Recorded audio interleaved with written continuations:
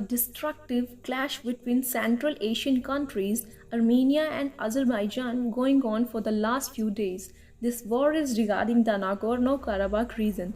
There has been an argument between two countries over this area for decades. Even war has also happened between two countries earlier, but this time this war looks mounted up. The most troublesome part is that this war is no longer between two countries only. Russia and Turkey are also openly intruding in this. While Turkey is in support of Azerbaijan, Russia has discussed of ending trade relationship with the two realms. Fury between two countries has now attained a terrifying level. The number of people has died in this war, which began last Monday. Both the countries are increasing their troops at the war front. Let's know about the actual conflict. The war has lasted for more than a decade over a mountainous area called Nagorno-Karabakh. Historically, this region has been dominated by separatist organizations. Azerbaijan claims that area is its own, though the region has been covered by Armenia since 1992 war. This led to several decades of ethnic conflicts. This dispute between two countries is many decades old. From 1980s to 1992, there was a conflict between two countries over the realm. Throughout that period, more than 30,000 people were killed and more than 1 million people were displaced. Yet, after that ceasefire in 1994, there were regular reports of violence. Both these countries agreed to a ceasefire but never agreed to a calm agreement. Armenia-Azerbaijan war has erupted more concern. Experts believe that there is a huge possibility of this war taking a major form in the coming days because Russia is going to get an insertion in it.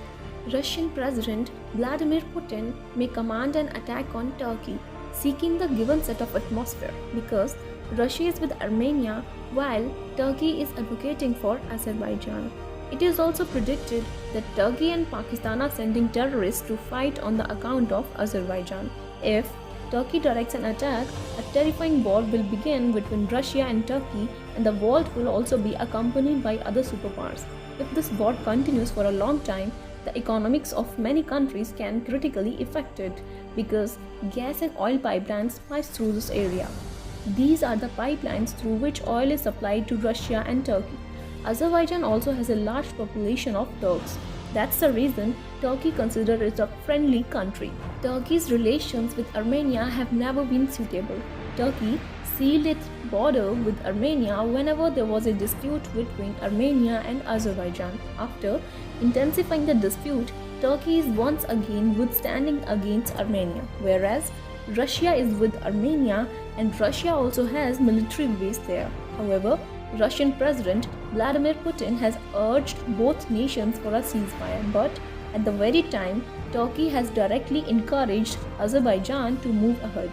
Hundreds of people have been killed in this past week, including more than 40 civilians because of the battle between Azerbaijan and ethnic American forces.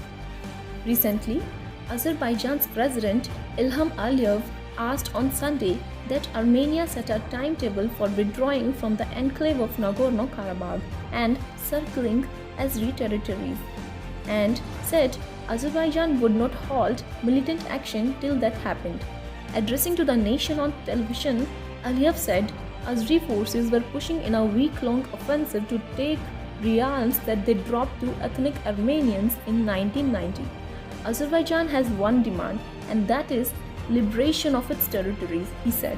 Nagorno-Karabakh is the territory of Azerbaijan, we must return. And if we relate this with American elections, assumptions are there that it will somehow benefit the Republicans. As per Trump's statement, we are looking at it very strongly. We have a lot of good relationships in this area. We will see if we can stop it, Trump told reporters at the White House. Such statements can force the citizens to think about world peace, the nation's further development, and the betterment of the country. I mean, who on the realm should suffer the lack of resources, let's say petroleum? These sorts of emotional tactics are being used during elections. Who knows who is up to what? But one thing is obvious, that for the peace of the world and the prosperity of the world, people will choose the one who will assert to make the world better. For living, doesn't matter the assertion of the statement will be achieved or not. For more updates, stay tuned with News Quiz India. If you are watching it on Facebook and Instagram, do share and like. And if you are watching it on YouTube, do like, share, subscribe, and don't forget to press the bell icon. Thank you.